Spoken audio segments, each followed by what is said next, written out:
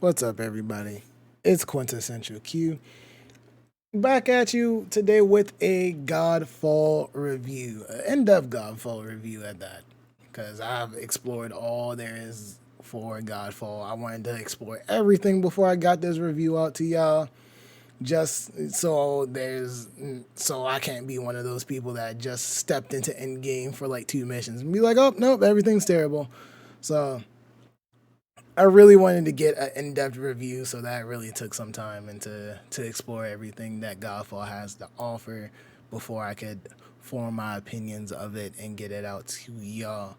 Again, I'm Quintessential Q. You can catch me at twitch.tv/quintessentialq. Stream every day from 9 p.m. to whenever the fuck I really feel like getting off, but usually that's around like 1, 2 in the morning. But let's get into it. Godfall, the game that either you love or you hate. People either call it the next Anthem. People are calling it the next Marvel Avengers, saying it's a flop. Me personally, I think this game is super underrated, but I'll get into more of that in a bit. So, what is Godfall? Godfall is your looter slasher, as they're deeming it. Your looter slasher set in a futuristic fantasy, like a futuristic cross fantasy type thing. Or I guess it could really all be like fantasy, really. I just say futuristic due to like how like the Valor plates work and like there's teleport nodes and shit like that. But I guess that could all be deemed as fantasy. But it's kind of set in this setting, this fantasy like setting of Valorian, and you play as Orin, who is a Valorian knight who raised up this kingdom with his or her, and I'm gonna get into why I say his or her, brother Macros. And eventually, Macros wants to obtain godhood through this ritual called the Rites of Ascension. So they betray you and leave you for dead. Fortunate enough for your character, you do not die, but now you're on this quest of vengeance against Macros in order to stop Macros from performing the Rites of Ascension to become a god and basically kill Macros for betraying you. And when it comes to story, I think it's boring to say the least. You play as Orin. Depending on what Valor plate you pick, it determines your gender. That's why I said his or her originally, because some of the Valor plates makes Orin a male, some of them makes Orin a female. I just wish they let you pick whatever gender you wanted, but at the beginning of the game, or maybe if you didn't want to choose to identify, maybe, who knows, if you didn't want to choose to identify your gender, maybe then the Valor plates determine how your gender roles. But I think if I just got the choice of choosing at the very beginning of the game whether I wanted to be male or female, or versus forcefully having my gender changed when I switch armors, I kind of just wish I got to pick what I wanted for my character. But it is what it is. I guess you can pick just the male Valor plates if you just want the male voice, but what if like your build works on the female? But that's getting more into gameplay and in-game stuff. Back to the story though. I feel like when it comes to the story is very lackluster.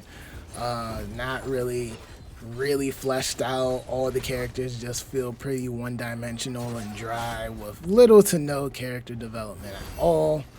And then like a lot of the things I just didn't care about. Like your character Orin, I didn't care about his whole quest of wanting to kill Macros. I don't care. Like I just didn't care. By the end of the game, like they make you do so much backtracking at times and stuff that by the time I got to the point where I was about to kill Macros, I hated Macros for a whole different reason, for making me backtrack and do all this extra shit. Not really because he betrayed Orin at the beginning of the like opening cutscene. So their story is very lackluster. When it comes to the gameplay, more importantly, when it comes to the combat, I think this is where Godfall shines. This is really where Godfall spreads his wings, is in the combat. At first, combat seems very basic, with you having light and heavy attacks, and you having a shield that can block or parry. Very, very simple, right? But when you get into the skill tree and you see the different shield attacks, when you see the different like weapon techniques, when you see there's weapon timing techniques, when you see there's a finesse tree that gives you different types of dodges, when you see that there's polarity attacks, then the combat becomes very expansive. When it comes to combat, there's certain mechanics like the breach mechanic. Breach is a stamina bar that is below your enemies that you continuously fill up when you spam heavy attacks or light attacks. Light attacks can also increase the breach bar, but heavy attacks increase the breach bar more than light attacks. And when this bar gets full, the enemy kind of drops down into like a crippled stun state where you can perform an execution. There's also a mechanic known as Soul Shatter that light attacks, and only light attacks can build up Soul Shatter, but light attacks builds up this meter called the Soul Shatter meter, and you detonate the damage you do in Soul Shatter with the heavy. You detonate the Soul Shatter damage with the heavy attack and the enemy explodes. So there's definitely a lot of things that very much like increase the depth of the combat mechanics. There's things like weak points, like if you dodge or parry an attack, like in the recovery frames of the enemy's attack, there's a spot on their body that's a weak point, and if you hit that weak point during the recovery frames of the attack, you get extra damage, and you can knock back like weaker, like small to mid enemies, and like stagger like stronger and some of the stronger enemies. So there's mechanics like that that very much increase the depth of combat when it comes to Godfall, and I think this is where they really poured a lot of their resources into, to focus on a lot of the things that they did talk about in the interview. I know in the interviews they talked about how they wanted to make it a game about offense versus defense. They didn't really want you to turtle up behind your shield and be rewarded for a super defensive play. They really wanted to push you being more rewarded for being more on the offensive. And I feel like that is true in this case. They do also emphasize that they want to have this feeling of one against many, which is also true in a lot of these fights. So I think this is where Godfall really spreads its wings, and I feel like this is like one of the things it does well. If I were to like grade the combat alone, even though it does take inspirations from things like God of War and other games like that, if I were just to rate combat alone, I think combat alone probably gets like an 8 out of 10 or a 9 out of 10 in my book. The only reason why it's not like a full 10 out of 10 is just because there are some things that are a bit clunky about the combat, mainly just the northern and southern techniques, because you have to get into this stance that you can't animation cancel into, but sometimes not. Since you can't animation cancel into it, it just feels real clunky at times. And it doesn't feel as smooth as it's supposed to. I think they don't do a whole bunch of animation cancels because they don't want to choose to be rewarded by mashing buttons. Like, you don't want to be able to just animation cancel into you doing a parry, because that would just reward you from mashing the buttons instead of learning the opponent's attacks versus your attacks and kind of like knowing when to strike and when not to strike, or when to parry and stuff like that. But I feel like since the weapon techniques are not a guard, they also are a part of you attacking, I feel like you should be able to animation cancel into those. But that they could either implement that or not, and I will still think that combat's still like I said, 8 out of 10, 9 out of 10 just for combat When it comes to other gameplay aspects like loot, I feel like loot is very, at least definitely in the mid and early game, loot is pretty generous. Even in some of the in-game activities, loot is alright. There's just like one in-game activity in particular where I feel like they need to work on the loot table for that a little bit, by getting to more of that in the in-game section. But definitely mid to early game, they definitely reward you with loot. They definitely make you feel powerful by getting like legendaries and stuff like that, by getting like all these drops and stuff. Like they do give you a bunch of legendaries and the epics and stuff like that. And even though they drop on your level, loot is based on your actual character level, which goes up to 50. So eventually, if you get a level, like let's say 30 yellow, you're gonna have to replace it when you get like a level 45 or a level 50 eventually. But at least giving you the sense of progression by giving you purples and by giving you yellows make you feel like you're going somewhere. So that's good. When it comes, that's really like most of the things when it comes to gameplay. When it comes to in-game, I feel like this is where my opinions differ from a lot of what's out there. For the most part, up to this point, I feel like my opinions are pretty much in line with a lot of people's. Like a lot of people think the story's dry, so do I. A lot of people think like the combat's really good and it's one of the selling points of the game, which again, so do I. But I think when it comes to in-game content is where I start to differ from a lot of these reviews. In-game content is broken up into two types of activities after you complete the main story. You can do either Dreamstone missions or Ascended Tower of Trials. Ascended Tower of Trials is similar to an activity that you do in the game and during the story, which is a normal Tower of Trials where you'll go into this elevator, you'll start from floor 1 and you continuously go up floors, and as you go up floors you will get loot. Now the difference in Ascended Tower of Trials is that Ascended, unlike normal Tower of Trials, that the story only goes up maybe 2 or 3 floors, and the Tower of Trials in the Water Realm goes up to 10 floors. The Ascended version of Tower of Trials goes up infinitely, and the bosses and mobs in there, they scale up to level 60. And they start out at level 50 and scale up to level 60. And that's around like floor 10 or something like that, I think most people are saying. When it comes to that, I think it's really, it kind of reminds me of like Hades, right? It kind of reminds me of like a Hades style play, because like you're going up this tower, you're fighting mobs of enemies, and at each floor you're granted a choice of like anywhere from like 2 to like 4 different doors that you can go through.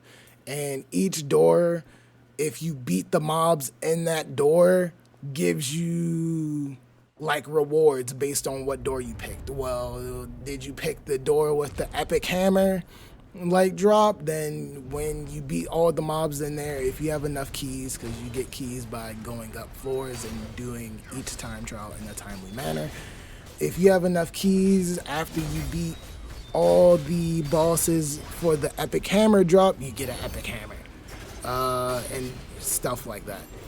When it comes to the other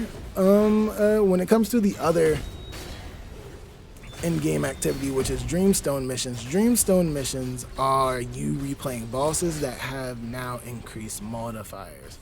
They are ascended versions of the boss and exalted versions of the boss. Dreamstone missions start at level 30 and go all the way to level 60. Level 60 Dreamstone mission being macros. Exalted macros at that, and you just play through the game like that. I think this is where a lot of people get mad at the game, because the Dreamstone missions are you just fighting bosses over again with increased modifiers. Each Dreamstone mission is broken down into rounds of either 3 or 4.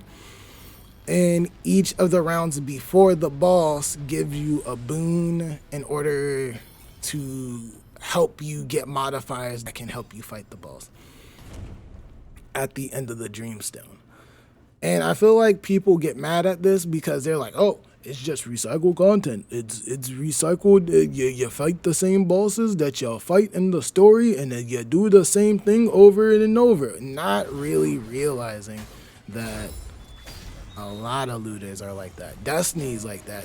Destiny's end game is consistent of strikes outside of raid, because we all know that raids is a whole different end game activity that has different things aside from stuff that is in the story. But strikes, like the strike playlist, is literally strikes that you can normally do, but just at higher level and drop more like loot and other things. And I guess you can say, well, there's PvP in-game activities that Godfall doesn't have, but I don't think Godfall should have had PvP in the first place.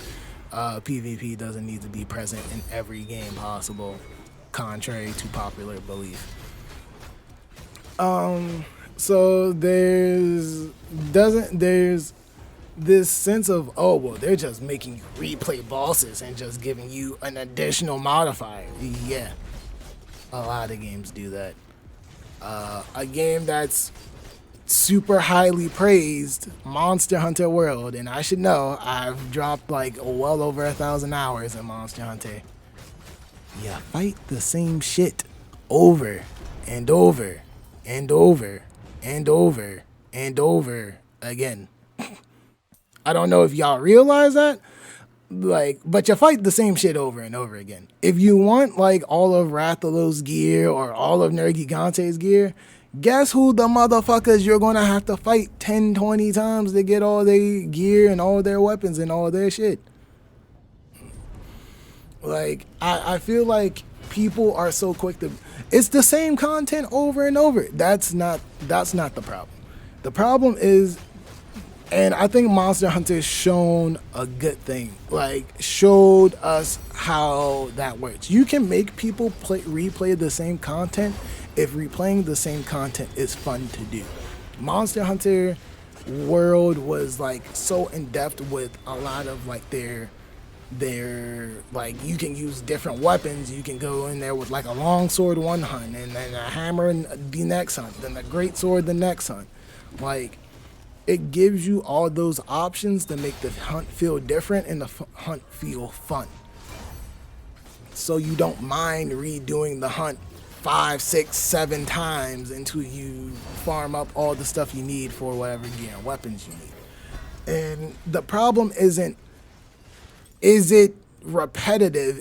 Is the repetition fun? Can you make the repetition fun? And I feel like this is where Godfall hits sometimes and misses sometimes. Some of the missions, yeah, for me personally, they're hella fun to replay against. Like I said, I like fighting Macros again.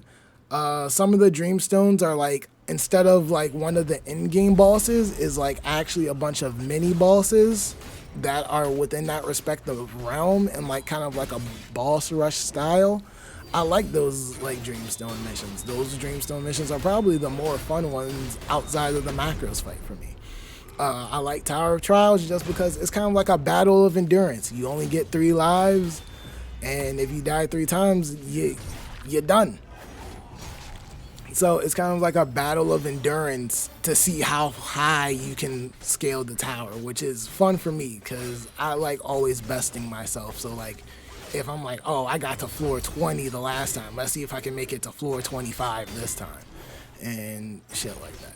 So I think those it caters to those people who want to, like, Tower of Trials definitely caters to the people who want to like continuously best themselves, even though Tower of Trials do have loot that you cannot get from anywhere else. So eventually you're gonna have to do Tower of Trials if you want like the top of the top min-max gear. You're definitely gonna have to do Towers runs. And I think like Ascended, like Dreamstone missions kind of cater towards the people who enjoy fighting some of the bosses over again, or even some of the mini bosses, like I said, and the boss rush ones. over again.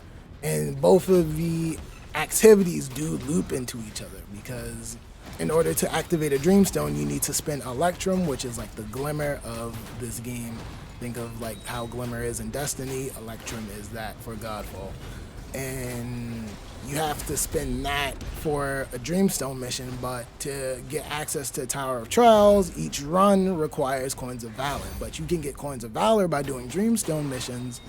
Like each round will give you Coins of Valor, and then when you're in the Ascended Tower of Trials, all the trash loot that you get that you don't want to keep, you can break those down for Electrum. So they kind of fuel each other in that sense, and kind of makes that replay loop of you're doing Ascended Tower to farm up Electrum, to do Dreamstones, to farm up Coins of Valor, to do more tower runs.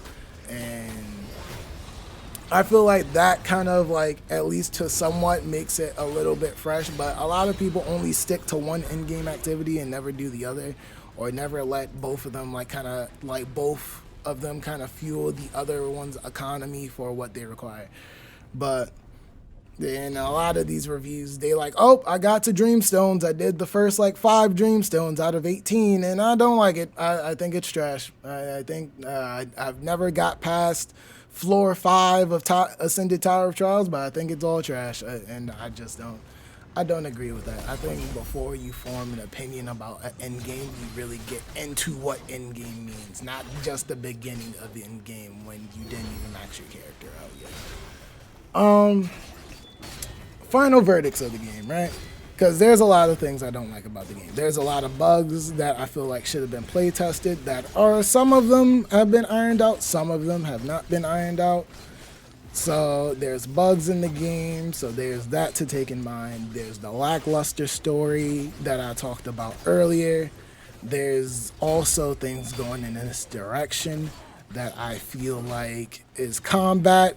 For me, in-game is a plus, but for other people, in-game's a negative. So it's kind of like in-game could be a potential neutral point. So all in all, at the end of the day, do I recommend this game for its current price point of $60? No, I do not. For me, I feel like it was worth, like I tell people in my streams, if you were to ask me day one, was Godfall worth $60? I would have told you this game wasn't even worth $20. If you were to ask me now, is Godfall worth $60? I would still tell you it's not worth $60. But I'll at least say, like, it's, for me, the price point is like a $40 game. My opinions have changed because seeing how responsive the dev team was to some of the bugs, and while that's yet to be determined, will they continue to be responsive? They have been pretty responsive as of right now to fix any of the bugs and to kind of like tweak some of the things about in-game. Especially I feel like a Tower of Trials need to be like tweaked a bit, because even though the enemies scale up each floor, it doesn't seem like, to me, it doesn't seem like the loot scales up and like rarity, and I feel like that needs to be tweaked a little bit more. So all in all, unlike popular belief that are giving this game like 3s and 4s and 5s, which if you're giving something like a 3 to 5, that means the game is fundamentally flawed on a base level, and Godfall is not. I'm going to give it a 7 to a 7.5. I think the game is good. It has a lot of things it needs to work on. It needs to work on some of the bug fixes. It needs to work on ironing out like end game a little bit more. And I feel like it also needs to iron out Valor plates, because Valor, as of right now, Valor plates outside of augment slots don't feel unique enough for me, outside of their look and outside of augment slots. Like, their play styles don't feel unique enough to me, and I feel like they need to iron out that a little bit. But with all those things in mind, I think this game is criminally underrated, because I don't think it's like deserving of the 3s and 5s and stuff that people are saying. I think it's more so around like the 7 to 7.5 mark of the game, and I feel like it's a steal at like $40 right now. Like I said, talk to me in like a month or two, and then maybe like if they iron out the things I said I think they need to iron out, then like maybe I can recommend it for the 60 then. But as of right now, I think it's a really good cop at $40. I can't really say that it's worth more than that as of the moment. I know there's an expansion planned out, I think around March, but that costs money. So I think that's like $20 or something. So it's definitely a game that has potential, similar to how Anthem had potential. But I think this game has potential and is at a better point than Anthem was. Like, Anthem had a ton of shit on a fundamental level to fix. These Godfall has things that like they don't do well that they just need to iron out right now. Well, ironing out story, you can't really do that except in expansions at this point. But like other things, like the bug fixes, like loot drops in Ascended Tower of Trials, kind of making some of the in-game activities maybe a little bit more engaging and fun for especially more of the casual audience that's not really as committed to grinding as some of the more hardcore audience is. I think that is where Godfall kind of needs to tweak a bit things and to really get in that nice direction. But other than that, that's my take on Godfall. I'ma still be doing content for it. I plan on dropping a build video of one of the builds that I use to just like fuck shit up either tomorrow or Saturday. So be on the lookout for that. And I also plan on doing like guide videos and shit like that on Godfall because I'm really enjoying the game. And if you're enjoying Godfall or if you enjoy any game, don't let other people's opinions of the game sway your opinion because, you know, people like to hate, like, it's the popular thing to do to just hate on games when they come out. And it's weird to me. It's weird how people just like to shit on games as they come out now instead of just enjoying games for what they are. But, you know, weirdos be weirdos. But those are my two takes. I'll catch y'all all on the next one. Deuces.